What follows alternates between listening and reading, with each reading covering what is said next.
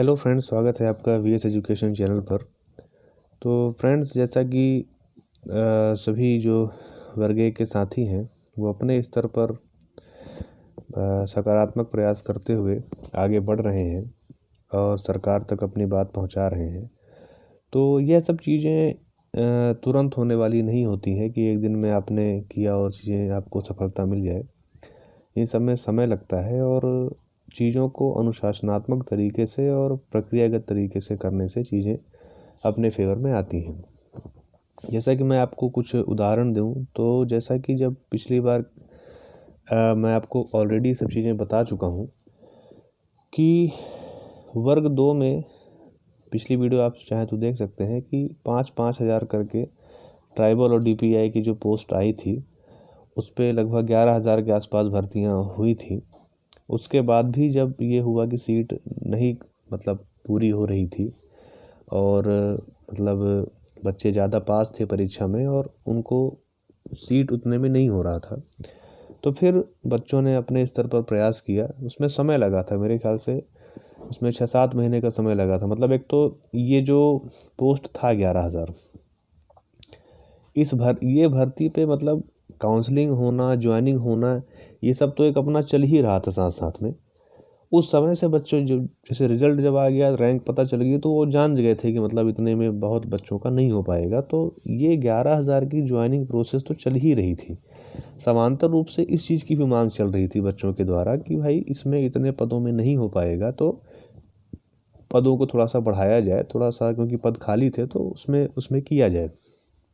फिर उसमें समय लगा, 5-6 महीने का समय लगा और फिर चीज़ें यहाँ पर आगे हुई और फिर उसमें जाके उनको सफलता मिली और पद बढ़े और फिर बच्चों को वहाँ पे ज्वाइनिंग मिला। हालांकि वो जो पद बढ़े वो भी कम थे, बहुत पद नहीं बढ़े थे, लेकिन फिर भी सरकार ने बच्चों की बात रखी और उसके हिसाब से वहाँ पर काम किया गया। तो फिर वही चीज़ जब वर्ग 3 हुआ, तो वर्ग 3 में भी यही बात हुई कि बच्चों ने जब थोड़ा सा आंदोलन किया, हालांकि वो चुनावी टाइम था, इस वजह से उसमें जल्दी से सफलता मिल गई, महीने भर के अंदर ही वो चीज़ें हो गई। लेकिन ये ज़रूर था कि वो चीज़ें लागू हुई जाके 6-7 महीने बाद, जब सेकंड काउंसलिंग हुई तब पद वृद्धि हुई, रोस्टर वगैरह हुआ। और फिर हालांकि उसमें ये भी था कि रोस्टर उस समय नहीं बना था, कि पद का जानकारी थी कितने पद सृजित हैं, लेकिन किस जिले में कितने पद हैं, किस स्कूल में कितने पद हैं, ये जानकारियाँ उस समय नहीं थी। तो वो रोस्टर जब बन के आया था तो वहाँ पर वो चीज़ें सभी को पता चली और फिर उसके हिसाब से काउंसलिंग की प्रक्रिया वहाँ पर कंप्लीट हुई। हालांकि वर्ग 3 में थर्ड काउंसलिंग के लिए भी मांग है और ऐसा लग रहा है कि अगर प्रयास जारी रहा तो चीज़ें वहाँ पर होंगी। मैं जो आपको बताना चाह रहा हूँ कि देखिए होता क्या है कि ऐसे मान लीजिए कि ये थोड़ा सा मैं ग्राफ के फॉर्म में बताना चाहूँगा कि एक तो होता है क्या, पहली चीज़ कि कोई चीज़ का होना। जैसे एक होता है ना कि आदमी ये बोले कि एक हम पेड़ यहाँ पर लगा देते हैं, तो पेड़ लगाना उस काम की क्या है, पहली सफलता है कि पेड़ लग गया, ठीक है, यहाँ ये सबसे बड़ी बात होती है। अब दूसरी चीज़ क्या होती है कि वो पेड़ कब बड़ा होगा, फिर उसमें फल लगेंगे, फिर वो फल पकेंगे, फिर फल गिरेंगे, फिर आप सब उसको खाएंगे, वो बात की बात होती है। तो मैं ये कहना चाह रहा था कि पहले तो लग रहा था कि नोटिफिकेशन ही नहीं आएगा। कोई नहीं सोचा था कि नोटिफिकेशन 2023 में आएगा। 18 में आ चुका था तो लोग पिछली भर्तियों के हिसाब से ये समझ रहे थे कि अरे अब तो हो गया, गई भर्ती, अब तो गया, 10 साल बाद ही आएगा, 7-8 साल बाद ही आएगा, अब तो कुछ होने वाला है नहीं। लेकिन फिर भी क्या हुआ कि 2023 में वैकेंसी आई, उसका नोटिफिकेशन जारी हुआ। जब नोटिफिकेशन जारी हुआ तो ये हुआ कि अब इसमें फॉर्म पड़ेंगे, फॉर्म भी पड़ गए, है ना, लास्ट डेट तक उसके फॉर्म अप्लाई हो गए। फिर ये क्वेश्चन हो गया, अरे अब तो फॉर्म पड़ गया, अब पता नहीं कब परीक्षा होगी, कब एडमिट कार्ड आएगा, एक वो संशय बन गया। लेकिन उस संशय में भी ये था कि बच्चों को जब नोटिफिकेशन आ गया तो बच्चे अपना पढ़ाई करना शुरू कर दिए, अपनी तैयारी में लग गए। फिर ठीक 2 महीने बाद, 2 या 3 महीने बाद ऐसे कुछ आया रहा होगा, उसका एडमिट कार्ड आ गया। हालांकि एडमिट कार्ड जब आ गया तब तक लोगों को ये नहीं लग रहा था कि परीक्षा हो पाएगी। लोग ये सोचे कि अरे अब तो चुनाव में सब व्यस्त हो जाएंगे और चीज़ें अब नहीं हो पाएंगी, अब एडमिट कार्ड नहीं आया तो चुनाव के बाद ही आएगा। लेकिन फिर भी एडमिट कार्ड आया, परीक्षा हो गई। जब इसकी परीक्षा हो गई, मेरे ख्याल से मार्च में हुई थी इसकी परीक्षा, फरवरी मार्च में इसकी परीक्षा हुई थी। तो फिर ये हुआ कि अब इसका रिजल्ट नहीं आएगा, रिजल्ट पे अटका दिया जाएगा, ठीक है। तो फिर उसका रिजल्ट भी आया।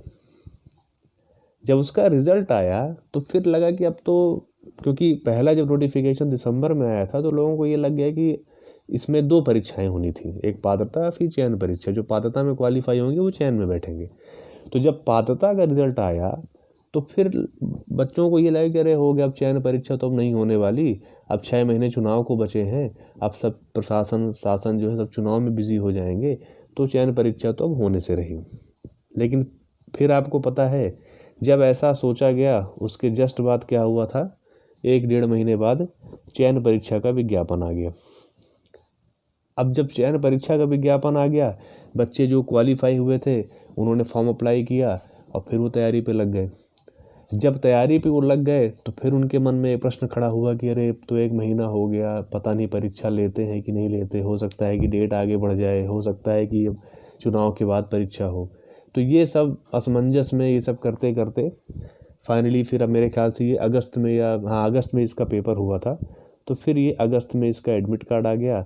तब लोगों के सांस में सांस आई कि हाँ परीक्षा है और इसमें मैंने बैठना है। फिर बच्चों ने वहाँ पर परीक्षा दी। तो परीक्षा दी और उसके बाद उसका रिजल्ट में फिर अटक गया कि, और उसका रिजल्ट वास्तव में बहुत लेट आया, अभी जाके आपके फरवरी में इसका रिजल्ट आया। तो कहने का मतलब ये है कि कोई भी जो प्रक्रिया होती है वो हमेशा निगेटिव और पॉजिटिव इन 2 चीज़ों से मिलकर चलती है। हमारे मन में कुछ निगेटिव थॉट्स भी होते हैं, कुछ पॉजिटिव थॉट्स भी होते हैं, और उन दोनों का जो मतलब मिक्सचर है, उनसे हमारा जो परिणाम है वो सामने आता है।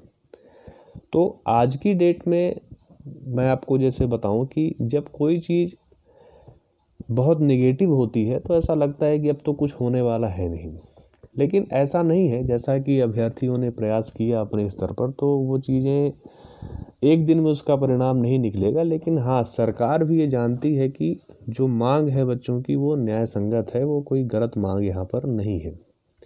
और फिर जब पद है बाकायदे, ऐसा भी नहीं है कि पद नहीं है, तो वो चीज़ें होंगी, लेकिन उसमें समय लगेगा, क्योंकि सरकार की जो प्रक्रिया होती है वो थोड़ा सा सिस्टमेटिक और औपचारिक ज़्यादा होती है। जब 2023 की चयन परीक्षा का जब विज्ञापन आया था, जब 8720 पदों की बात सामने आई थी और पता चला था कि इसमें बैकलॉग है आधे से ज़्यादा पद, तभी बच्चों ने डिमांड की थी। लेकिन उनके पास समय नहीं था, क्योंकि उनको तैयारियां भी करनी थी, इसलिए बात वहाँ पर रह गई। धीमे धीमे करके हल्की सुगबुगाहट के साथ वो चीज़ें चली, और फिर यहाँ पर आपका ये मतलब, क्योंकि बच्चों को ये लगा कि इस पद का, इस भर्ती का मतलब तो तब है जब हम रेस में रहें, जब हम चयन को क्वालिफाई करेंगे, जब हमारी कुछ रैंक आएगी, हमारे कुछ नंबर आएंगे, तब तो इस 8720 का या पद वृद्धि का मतलब है। अगर हम रेस से ही बाहर हो जाएंगे तब तो कोई मतलब निकलेगा नहीं, चाहे 8720 पद रहे, चाहे 87,000 पद आ जाए, उससे क्या मतलब निकलेगा फिर।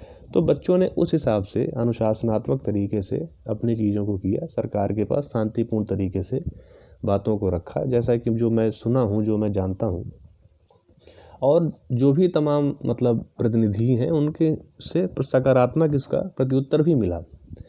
यहाँ तक कि विधानसभा में भी शायद इस बात पे बात उठाई गई कि पद इतने कम क्यों निकले थे। तो इतना निराश नहीं होना है, इतना आपको मतलब ये नहीं सोचना है कि चीज़ें नहीं होंगी, समय लगेगा। क्योंकि देखिए, जब एक होता है ना कि एक जब पत्थर कहीं पे गड़ गया है ना, एक कहीं पे कुछ काम हो गया, तो उससे बढ़ के दूसरे काम होने में फिर समय लगता है। अगर शुरुआत में ही आपके 10,000 से 12,000 पद आ गए होते तो बहुत लोगों का भी नाम आ जाता मेरिट में। फिर जो एक प्रयास फिर भी किया जाता बच्चों के द्वारा कि कुछ पद और बढ़ जाएं, जैसा कि हर भर्ती परीक्षा में किया गया है। मैंने आपको ऑलरेडी बताया है, आप पिछली वीडियो में आप देख सकते हैं, मैं उसके लिंक भी इसमें डाल दूंगा, तो आप उसमें जाके देख सकते हैं डिस्क्रिप्शन में। लेकिन बात यह है कि चीज़ें जब की जाती हैं तो उसमें तुरंत सफलता नहीं मिलती है। सरकार, देखिए क्या होता है ना कि हमें ऐसा लगता है कि इतने बच्चे बैठे परीक्षा में, इतने पद होते हैं, इतने क्वालिफाई हैं, इतने पद निकाल दो, बात हो जाए। लेकिन बहुत चीज़ें ऐसी होती हैं व्यक्तिगत अनुभव जैसे कई लोगों का है कि भाई पद परीक्षार्थी होते हैं, लेकिन किसी न किसी वजह से सपोज़ उनका क्वालिफ़िकेशन नहीं है वो, है ना, या उनकी एज नहीं है, या फिर उनके कुछ और प्रॉब्लम्स हैं, उन वजहों से बच्चे क्या होते हैं कि बाहर हो जाते हैं। तो सरकार ये जानती है कि हम जितने पद दे रहे हैं उतने फ़िलहाल के लिए सफिशिएंट है उनके हिसाब से, वास्तव में सफिशिएंट तो ये पद नहीं है, लेकिन वो ये सोचती है कि चलो इतने पद पे पहले काम हो जाए, फिर आगे देखा जाएगा। लेकिन इसका ये भी अर्थ नहीं है कि आप अपनी मांगों को या आप धुलमिल हो जाएं, है ना, आप अपनी बातों को रखना बंद कर दें, ऐसा नहीं है। आप अपने अपने स्तर पर काम कीजिए, और सबसे बड़ी चीज़ होती है कि आप पॉजिटिव रहिए। जो सरकार के समक्ष मांग रखने का जो एक आंकड़ा है वो ऐसा होता है कि पहले तो सरकार कुछ खुद से देती है, फिर आपको कुछ मांगने के लिए प्रयास करना पड़ता है, तो वो आप ऐसे उठता है वो ग्राफ, थोड़ा सा ऊपर उठता है, माने आपको इतना प्रयास करना पड़ता है, फिर आपको मांग मिल जाती है। लेकिन उसके बाद चीज़ें थोड़ा सा टफ होने लग जाती हैं। लेकिन फिर भी अगर शुरुआत में प्रयास किया जाएगा, सकारात्मक प्रयास किया जाएगा, तो चीज़ें होंगी, ऐसा नहीं है। क्योंकि जितने प्रतिनिधियों का जो रिव्यू है या जो डेटा मेरे पास आया है, उसके हिसाब से मैं ये देखा हूँ कि सभी ने इस चीज़ का समर्थन किया, चाहे वो पक्ष में हो चाहे विपक्ष में हो। क्योंकि इतना टफ एग्ज़ाम लेना, इतने हाई क्वालिफ़िकेशन का एग्ज़ाम लेना, उसके बाद फिर पद न देना, ये थोड़ा सा अटपटा लगता है, जबकि पद खाली है। पद मैंने आपको बताया है कि 35,000 से ज़्यादा पद खाली हैं, और बड़े आराम से इसमें से 10,000 पद आराम से दिए जा सकते हैं बिना किसी उसके। और बहुत से परीक्षार्थी ऐसे हैं जो ओवर एज हो रहे हैं, ठीक है। जो ओवर एज हो रहे हैं उनके साथ उनके पास कोई विकल्प नहीं है, अगर ये नहीं तो कुछ नहीं, उनके पास कोई दूसरा रास्ता नहीं है। तो आपको सकारात्मक रह के धीरे धीरे काम करना है, इसमें बहुत वो नहीं सोचना है कि मतलब अब तो कुछ नहीं होगा। धीरे धीरे प्रयास करना है, और सकारात्मक और अनुशासन में रह के प्रयास करना है। कोई अभद्र चीज़ें नहीं करनी है, इस चीज़ का वो भी रहे, और सब चीज़ें होंगी, समय के साथ होंगी। आपको बस मैंने आपको पूरी हिस्ट्री बता दी। पहले तो लग रहा था कि नोटिफिकेशन ही नहीं आएगा, नोटिफिकेशन आया। फिर लग रहा था कि एग्ज़ाम एडमिट कार्ड ही नहीं आएगा, एडमिट कार्ड आया। फिर लगा कि एग्ज़ाम ही नहीं होगा, एग्ज़ाम भी हुआ। फिर लगा कि अब चयन परीक्षा का विज्ञापन नहीं आएगा, विज्ञापन भी आया। उसका लग रहा था एग्ज़ाम नहीं होगा, एग्ज़ाम हुआ। फिर लग रहा था कि अब उसका रिज़ल्ट नहीं आएगा, रिज़ल्ट आया, देर सवेर आया, रिज़ल्ट आया, ठीक है। तो बस वही, अब बच्चों को जिनका सिलेक्शन हुआ उनको लगा कि पता नहीं ज्वाइनिंग कब मिलेगी, कब हम स्कूल जाएंगे। तो वो सब चीज़ें होंगी, समय के साथ होंगी, धीरे धीरे होंगी। बस ये है कि अपने कार्य को करना है, अब अपनी पढ़ाइयों को भी जारी रखें, उसे भी आप कम ना करें, है ना। सब चीज़ों पर ध्यान रखना है। और मैं इसमें और भी, जैसे कुछ आपका सपोज़ जो कुछ बच्चों ने कमेंट किया था, कुछ ने पूछा था कि सर मेरे इतने मार्क्स हैं तो क्या मेरी वेटिंग क्लियर होगी कि नहीं होगी, मेरा सब्जेक्ट कॉम्बिनेशन ये है तो क्या मैं रिजेक्ट तो नहीं हो जाऊंगा। तो वो सब चीज़ें हैं यहाँ पर, मैं उससे रिलेटेड वीडियो भी बनाऊंगा। लेकिन ये चीज़ भी जायज़ है, अगर पद ही बढ़ जाते हैं तो फिर आप ये समझ लीजिए कि ये पूछने की जरूरत ही नहीं पड़ेगी कि कितनी वेटिंग क्लियर होगी कितनी नहीं होगी। तो आप मेन उस चीज़ पे ही फोकस रखिए और पॉजिटिव रहिए, है ना। पॉजिटिव रहिए, चीज़ें होंगी, धीरे धीरे होंगी, और थोड़ा सा समय लगेगा लेकिन होगा, है ना। तो यही है फ्रेंड्स जो मैं आपको थोड़ा सा बताना चाहता था। और प्रयासरत रहिए, अच्छा सोचिए। आप सोचेंगे कि होगा होगा तो शायद हो भी जाए। जब आप नहीं सोच रहे अब तो होगा ही नहीं, ऐसा है वैसा है, तो शायद ना भी हो, है ना। तो वो चीज़ें हैं, तो आप पॉजिटिव रहिए। तो ठीक है फ्रेंड्स, अगर आपको मेरी वीडियो अच्छी लगी हो तो आप प्लीज़ उसे लाइक कर दीजिए, अपने फ्रेंड्स के साथ उसको शेयर कर दीजिए। अगर आप चैनल पे पहली बार आ रहे हो तो प्लीज़ आप उसे सब्सक्राइब कर लीजिए। मैं ऐसी इन्फॉर्मेटिव वीडियो आपके लिए लाता रहूँगा। Thank you.